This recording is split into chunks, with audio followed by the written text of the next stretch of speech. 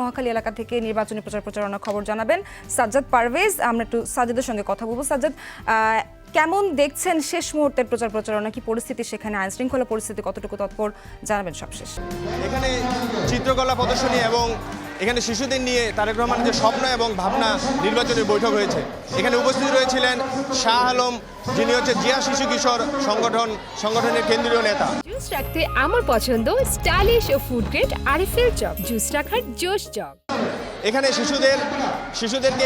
শিশুদেরকে বিভিন্ন ধরনের মেসেজ দেওয়া হচ্ছে যে তারা যেন নির্বাচনে এবং বাংলাদেশের ভবিষ্যৎ যে প্রধানমন্ত্রী তার বিভিন্ন ধরনের কর্মকাণ্ড তাদের সামনে তুলে ধরা হচ্ছে এবং তাদের বিভিন্ন ধরনের যে অঙ্কন এবং অঙ্কনের মধ্যে দিয়ে বাংলাদেশের শিশুদের মেধা মনন বিকাশের জন্য বিভিন্ন অঙ্কনের মধ্যে দিয়ে এখানে কাজ করা হচ্ছে।